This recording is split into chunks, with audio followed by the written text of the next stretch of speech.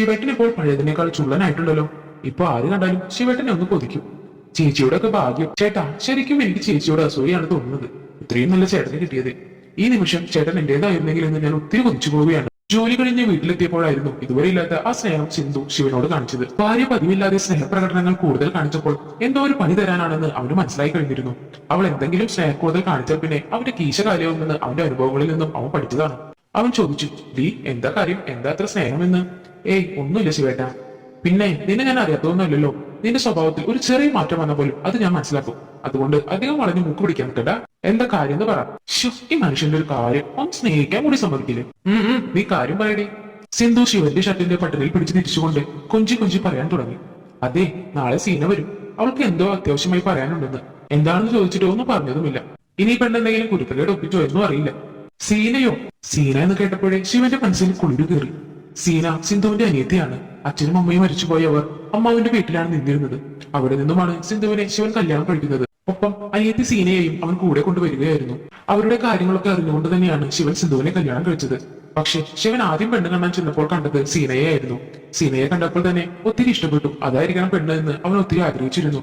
പക്ഷെ അവന്റെ കണക്കൂട്ടലുകൾ തെറ്റിച്ചുകൊണ്ട് സിന്ധുവാണ് കടന്നു വന്നത്. എന്നാലും സിന്ധുവിനെ കാണാൻ സീനയുടെ അത്രയില്ലെങ്കിലും അവളും സുന്ദരിയായിരുന്നു. അതുകൊണ്ട് തന്നെ അവൻ അതിന് സമ്മതിച്ചു. കണ്ടാൽ നല്ല പ്രായവും പക്വതയും തോന്നിയിരുന്നെങ്കിലും സീന അന്ന് +2 പഠിക്കുന്ന കുട്ടിയായിരുന്നു. അവൾ നന്നായി പഠിക്കുകയും ചെയ്യുമായിരുന്നു. അതുകൊണ്ട് തന്നെ ഇപ്പൊ സീനയെ പഠിപ്പിക്കുന്നതും ശിവനാണ്. സീന ഇപ്പോൾ എറണാകുളത്ത് ബിടെക്കിന് പഠിക്കുകയാണ്. സിന്ധുവിനേക്കാൾ നല്ല ജോളിയായിട്ടുള്ള ക്യാരക്ടർ ആയിരുന്നു സീനയുടെ. ആദ്യമായി സീനയെ കണ്ടത് തൊട്ട് എന്തോ ഒരു കാന്തിക ശക്തിയുള്ള പെണ്ണാണ് അവളെന്ന് അവന് തോന്നിയിട്ടുണ്ട്. സീനയെ കൂട്ടിക്കൊണ്ടുവരാൻ ശിവൻ ബൈക്കിലായിരുന്നു പോയത്. വരുന്ന വഴി അവർ ഒരുപാട് സംസാരിച്ചു. മുട്ടിയിരുമി വളരെ സുഖത്തിൽ വന്നുകൊണ്ടിരുന്നപ്പോഴാണ് പെട്ടെന്ന് ആ കോരിച്ചേരുന്ന മഴ പെയ്തത്. അവർ അടുത്ത് കണ്ട ഒരു വെയിറ്റിംഗ് ഷെഡിൽ കയറി നിന്നു. അവിടെയൊന്നും വേറെ ആരും ഉണ്ടായിരുന്നില്ല. ഒരു വിജനമായ സ്ഥലമായിരുന്നു അത്. അപ്പോഴാണ് അവളുടെ ആ കാന്തിക ശക്തി അവൻ ശരിക്കും മനസ്സിലാക്കിയത്. മഴയത്തേക്ക് തന്നെ നോക്കി നിൽക്കുകയായിരുന്നു സീന. മഴയത്ത് നനഞ്ഞു കുതിർന്ന ഷാൾ അവൾ എടുത്തു മാറ്റുന്നത് കണ്ടപ്പോൾ ശിവൻ അവളെ അടിമുടി ഒന്ന് നോക്കി. ഒരു ഒന്നൊന്നര ലുക്ക്. പോരാത്തതിനെ ആൾ സിന്ധുവിനെ പോലെയല്ല. വസ്ത്രധാരണം വളരെ മോഡേൺ ആണ്. നല്ല ഫിറ്റ് ടീഷർട്ടും ജീൻസും ധരിച്ച് മുന്നിൽ നിൽക്കുന്ന സീനയെ കണ്ട് എഞ്ചി കിലുങ്ങി. അവളെ തന്നെ നോക്കിക്കൊണ്ടിരുന്ന അയാളുടെ നേരെ അവൾ ആ ഷാൾ നീട്ടി. ഇതുകൊണ്ട് തുടച്ചോളൂ ചേട്ടാ. ശിവൻ അത് വാങ്ങിച്ചു തുടച്ചു. ശിവൻ അപ്പോഴും അവളെ തന്നെ സൂക്ഷിച്ചു നോക്കിക്കൊണ്ടിരിക്കുകയായിരുന്നു. അത് കണ്ട് അവൾ ചോദിച്ചു, എന്താ ചേട്ടാ ഇങ്ങനെ നോക്കുന്നത്? ഏയ് ഒന്നുമില്ല, നിന്നെ കണ്ടിട്ട് ഒന്ന് നോക്കി നിന്നേ ഉള്ളൂ. ആകെ മാറിപ്പോയല്ലോ നീ. എപ്പോഴും പഴയ പോലെ ഇരിക്കാൻ പറ്റില്ലല്ലോ. പിന്നെ ചേച്ചി എന്ത് പറയുന്നു? ഇപ്പോഴും ആ പഴയ ഉറക്കമൊക്കെ ഉണ്ടോ? കാര്യങ്ങളൊക്കെ നടക്കുന്നില്ലേ കറക്റ്റ് ആയിട്ട്? എന്ത് കാര്യങ്ങൾ? പിന്നെ ചേട്ടനൊന്നും മനസ്സിലാകാത്ത പോലെ. നിന്റെ ചേച്ചിയല്ലേ? എന്റെ ചേച്ചിയൊക്കെ തന്നെയാണ്, പക്ഷെ എന്നെ പോലെയല്ല. ചേട്ടൻ എന്നെ കിട്ടിയാൽ പോരായിരുന്നോ? ഞാനായിരുന്നെങ്കിൽ ചേട്ടനെ സുഖിപ്പിച്ചും സ്നേഹിച്ചും കൊന്നേനെ. ഇപ്പോഴായാലും ഞാൻ റെഡിയാട്ടോ. തമാശ രൂപേണ അവൾ അങ്ങനെ ചോദിച്ചപ്പോൾ എന്താ പറയേണ്ടതെന്നായി അവനെ. സന്തോഷവും പിന്നെ എന്തൊക്കെയോ മിക്സായ ഒരു പ്രത്യേക ഫീൽ. ഉള്ളിൽ നിറഞ്ഞാടുന്ന ഫീൽ പുറത്തു ചാടാതിരിക്കാൻ ശിവൻ കുറച്ച് പണിപ്പെട്ടു. നിനക്ക് ഇഷ്ടമാണെങ്കിൽ ഞാൻ പണ്ടേ റെഡിയാണ്. എന്റെയും മുത്തിന്റെ സന്തോഷമാണ് എന്റെയും സന്തോഷം. പക്ഷെ നിന്റെ ചേച്ചി അറിഞ്ഞാൽ നമ്മളെ കാറ്റിക്കളയും. അപ്പോഴേക്കും മഴ കുറച്ച് ശമിച്ചിരുന്നു. ആ കാര്യങ്ങളൊക്കെ ഇനി എന്തായാലും വീട്ടിൽ പോയി ആലോചിക്കാം. ചേട്ടൻ വാ, നമുക്ക് പോകാം. അങ്ങനെ വണ്ടിയിൽ കയറി രണ്ടുപേരും കൂടി ഒരുമിച്ചിരുന്ന് പോയിക്കൊണ്ടിരുന്നപ്പോൾ സീന പറഞ്ഞു, ശിവേട്ടൻ ഇപ്പോൾ പഴയതിനേക്കാൾ ചുള്ളനായിട്ടുണ്ടല്ലോ. ഇപ്പൊ ആര് കണ്ടാലും ശിവേട്ടനെ ഒന്ന് കൊതിക്കും. ചേച്ചിയുടെ ഒക്കെ ഭാഗ്യം. ചേട്ടാ, ശരിക്കും എനിക്ക് ചേച്ചിയോട് അസൂയാണ് തോന്നുന്നത്. ഇത്രയും നല്ല ചേട്ടനെ കിട്ടിയത്. ഈ നിമിഷം ചേട്ടൻ എന്റേതായിരുന്നെങ്കിൽ എന്ന് ഞാൻ ഒത്തിരി കൊതിച്ചു പോവുകയാണ്. പക്ഷെ ഇനി ആഗ്രഹിച്ചിട്ട് കാര്യമില്ലല്ലോ അല്ലേ? സീനയുടെ വാക്കുകൾ പ്രതീക്ഷയുടെ പൊൻകിരണം നൽകി. അങ്ങനെ വീടെത്തുന്നതുവരെ ഏറെ നേരം അവർ സംസാരിച്ചിരുന്നു. സംസാരത്തിനിടയ്ക്ക് സീന ഇടയ്ക്കിടയ്ക്ക് ശിവനെ വണ്ടിയുടെ മിററിലൂടെ നോക്കുന്നത് കണ്ടപ്പോൾ ശരിക്കും നെഞ്ചിൽ കൊള്ളുന്ന പോലെ തോന്നി അവന്. അങ്ങനെ വീടെത്തി രണ്ടാളും ഫ്രഷായി ഭക്ഷണമൊക്കെ കഴിച്ച് സംസാരിച്ചു കൊണ്ടിരിക്കുകയായിരുന്നു. സിന്ധു ചേച്ചിയുടെ മടിയിൽ തല ചായച്ച് കിടക്കുകയായിരുന്നു സീന. എന്നാലും അവളുടെ നോട്ടം ചെന്നെത്തുന്നത് ശിവേട്ടനിലേക്കായിരുന്നു. ആ നോട്ടം അവന് സഹിക്കാൻ കഴിഞ്ഞില്ല. അവന്റെ കൺട്രോൾ പോകുന്ന പോലെ അവന് തോന്നി. ശിവന്റെ മനസ്സിലെ ചിന്തകൾ കൂടി കൂടി വന്നു. ശിവനും കിടന്നിട്ട് ഉറക്കം വരുന്നില്ല. അവന്റെ മനസ്സിൽ സീന കൂടുതൽ ശക്തിയെ കയറി കൂടി. അവൾക്ക് എന്തോ ഒരു ഇത് തന്നോടുള്ള പോലെ അവന് തോന്നി. 2 ദിവസങ്ങൾ അങ്ങനെ കഴിഞ്ഞുപോയി. സീന അടുത്ത് ഇഴുകിച്ചേർന്ന് പെരുമാറുന്ന പ്രകൃതമാണ്. ഇടയ്ക്ക് അവൾ ശിവനെ സ്പർശിക്കുമ്പോൾ ശിവന് ഷോക്ക് അടിക്കുന്ന പോലെ അനുഭവപ്പെട്ടു. അവന്റെ ഞരമ്പുകൾ സടകുടഞ്ഞു എഴുന്നേറ്റു. ഏതു നിമിഷവും ആക്രമണത്തിന് തയ്യാറെടുത്തുകൊണ്ട് വീട്ടിൽ 3/4 ബനിയനും ഇട്ട് വിളിച്ചുന്ന സീന ശിവന്റെ അസ്വസ്ഥതയെ കൂടുതലാക്കി. ഓഫീസിലിരുന്ന് മനോരോജം കാണുന്നതിനിടയ്ക്കാണ് നാട്ടിൽ നിന്നും അമ്മയുടെ വിളി. കാര്യം അറിഞ്ഞതിന് ശേഷം അവൻ സിന്ധുവിനെ വിളിച്ചു. സിന്ധു, അമ്മ കുളിമുറിയിലെ കാല് തെറ്റി വീണുത്രേ. കാലിന് ഒടിവുണ്ട്. ഹോസ്പിറ്റലിൽ അഡ്മിറ്റ് ചെയ്തു. അവിടെ അച്ഛൻ മാത്രമേ ഉള്ളൂ. നീ ഒന്ന് അങ്ങോട്ട് ചെല്ലേ. ഞാനേ ഉച്ച കഴിഞ്ഞുള്ള ട്രെയിൻ ബുക്ക് ചെയ്തിട്ടുണ്ട്. അതാവുമ്പോ വേഗം എത്തും. 2 ദിവസം അവിടെ കിടക്കാൻ പറഞ്ഞിട്ടുണ്ട് ഡോക്ടർ. നീ എന്തായാലും അവിടെ പോയി നിൽക്ക്. അതിനെന്താ ചേട്ടാ, ഞാൻ പോകാലോ. അമ്മയ്ക്കും അച്ഛനും നമ്മളല്ലാതെ വേറെ ആരാ ഉള്ളേ? സിന്ധുവിന് അമ്മയും അച്ഛനും ഇല്ലാത്തത് കൊണ്ട് ശിവന്റെ അമ്മയും അച്ഛനും എന്നാൽ അവൾക്ക് ജീവനായിരുന്നു. സീനയോട് നീ വിവരം പറഞ്ഞോളൂ. അതിന് അവളിപ്പോ ഇവിടെ ഇല്ല ചേട്ടാ, പുറത്തേക്ക് പോയേക്കാം. ഞാൻ വിളിച്ചു നോക്കാം. കിട്ടിയില്ലെങ്കിൽ ചേട്ടൻ വന്നിട്ട് പറഞ്ഞാൽ മതി. ശിവൻ വന്ന് സിന്ധുവിനെ കൊണ്ട് റെയിൽവേ സ്റ്റേഷനിലേക്ക് ചെന്നു. അവിടെ അവളെ ട്രെയിൻ കയറ്റി വിട്ടു തിരിച്ചു പോന്നു. റെയിൽവേ സ്റ്റേഷനിൽ നിന്നും തിരിച്ചു പോരുമ്പോൾ ശിവന്റെ നെഞ്ചിനുള്ളിൽ തകിലുമേളവും ശിങ്കാരിമേളവും ഒരുമിച്ച് കൊട്ടുകയായിരുന്നു. സൗന്ദര്യ മംഗളാരത്നം, സ്വപ്നസുന്ദരി, അഴകിൻ അപ്സരസ് ഇന്ന് ശിവന്റെ കൂടെ തനിച്ച് ഒരു കുടക്കീഴിൽ. ശിവൻ 100-110 വണ്ടി പറത്തി. അവൻ സീനയ്ക്ക് ഫോൺ ചെയ്തു. സീന, നീ എവിടെയാ ഇപ്പോ? ഞാൻ ടൗണിലുണ്ട് ചേട്ടാ. ചേച്ചി എന്നെ വിളിച്ചിരുന്നു. ചേച്ചി അങ്ങോട്ട് പോയോ? എങ്ങനെയുണ്ട് എന്നാ പറഞ്ഞ അമ്മയ്ക്ക്? അമ്മയ്ക്ക് ഇപ്പൊ കുഴപ്പമില്ല. സിന്ധു 2 ദിവസം കഴിഞ്ഞ് വരും എന്തായാലും. ഫ്ലാറ്റിന്റെ കീ ചെടിച്ചേട്ടിയുടെ അടിയിൽ വെച്ചിട്ടുണ്ട്.